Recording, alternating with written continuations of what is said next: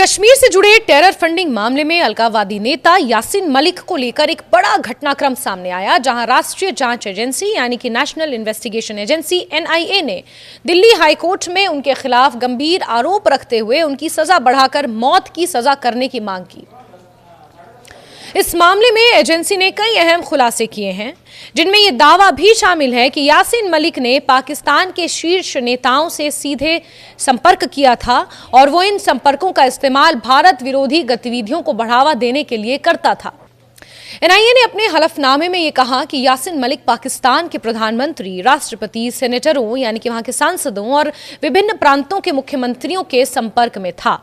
Agency के अनुसार इन संपर्कों का उद्देश्य जम्मू कश्मीर को भारत से अलग करने की साजिश को आगे बढ़ाना था। एनआईए का कहना है कि ये केवल सामान्य राजनीतिक संपर्क नहीं थे, बल्कि इनके जरिए एक संगठित और सुनियोजित तरीके से अलगाववादी यानी कि सेपरेटिज्म जैसे एजेंडे को बढ़ावा दिया जा रहा था। एजेंसी ने अदालत को यह बताया कि मामला राष्ट्रीय सुरक्षा से जुड़ा हुआ है और इसे बेहद गंभीरता से देखना जरूरी है।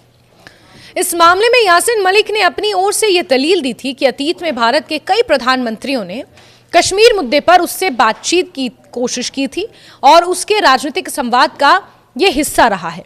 हालांकि एनआईए ने इस दलील को खारिज करते हुए कहा कि ऐसे पुराने संपर्क या बातचीत इस केस में किसी तरह की राहत नहीं दे सकते और ना ही इससे उसके खिलाफ लगे आरोपों की गंभीरता कम होती है। एनआईए का कहना है कि अदालत को केवल मौजूदा सबूतों और आरोपों के आधार पर ही फैसला करना जरूरी है। एनआईए ने यह भी कहा कि यह मामला रेयरेस्ट ऑफ रेयर की श्रेणी में आता है, इसलिए यासीन मलिक को मौत की सजा दी जानी चाहिए। फिलहाल वो उम्र कैद की सजा काट रहा है, लेकिन एजेंसी ने उसकी सजा को बढ़ाकर फांसी में बदलने की मांग की है। एजेंसी का तर्क है कि उसके खिलाफ जो आरोप हैं वो बेहद गंभीर और देश की संप्रभुता और अखंडता के लिए खतरा पैदा करते हैं। नेशनल इन्वेस्टिगेशन एजेंसी ने अपने हलफनामे में यासीन मलिक के पुराने आपराधिक मामलों का भी जिक्र किया। एजेंसी के अनुसार उसका संबंध 1990 के दशक में हुए कई गंभीर घटनाओं से रहा है, जिनमें हत्याएं और अपहरण शामिल हैं। विशेष रूप से भारतीय वायुसेना के 4 अधिकारियों की हत्या का मामला भी इसमें शामिल बताया गया है।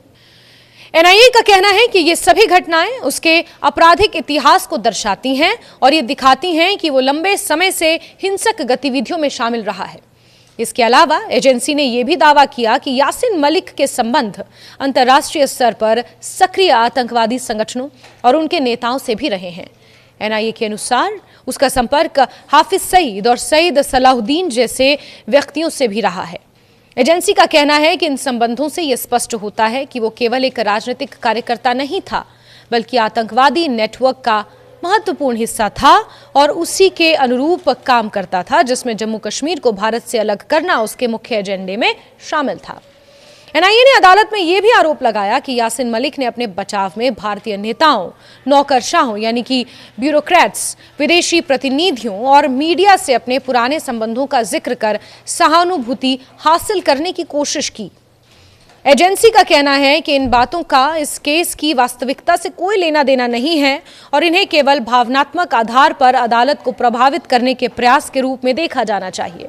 हलफनामे में यह भी कहा गया कि यासीन मलिक खुद को जम्मू कश्मीर लिबरेशन फ्रंट का कमांडर इन चीफ बता चुका है।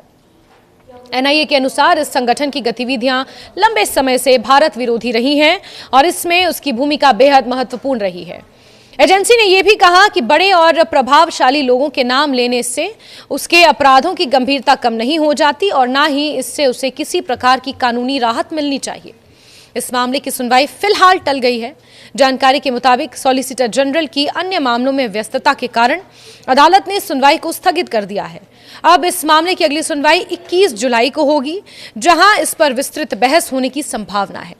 इस सुनवाई में एनआईए और बचाव पक्ष दोनों अपनी अपनी दलीलें पेश करेंगे और अदालत इस मामले के विभिन्न पहलुओं पर विचार करेगी। ये पूरा मामला साल 2017 के टेरर फंडिंग केस से जुड़ा हुआ है, जिसमें यासीन मलिक पर हवाला के जरिए फंडिंग लेने, पाकिस्तान की खुफिया एजेंसी आईएसआई से संबंध रखने और जम्मू कश्मीर में अशांति फैलाने के आरोप थे। इस मामले में 24 मई 2022 को विशेष एनआईए अदालत ने उसे दोषी ठहराते हुए उम्र कैद की सजा सुनाई थी। इसके बाद साल 2023 में एनआईए ने उसकी सजा को बढ़ाने के लिए दिल्ली हाईकोर्ट का रुख किया था।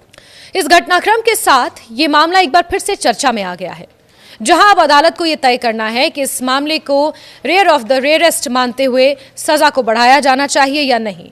फिलहाल सभी की नजरें 21 जुलाई को होने वाली अगली सुनवाई पर टिकी हैं, जहां इस महत्वपूर्ण मामले में आगे की दिशा तय हो सकती है।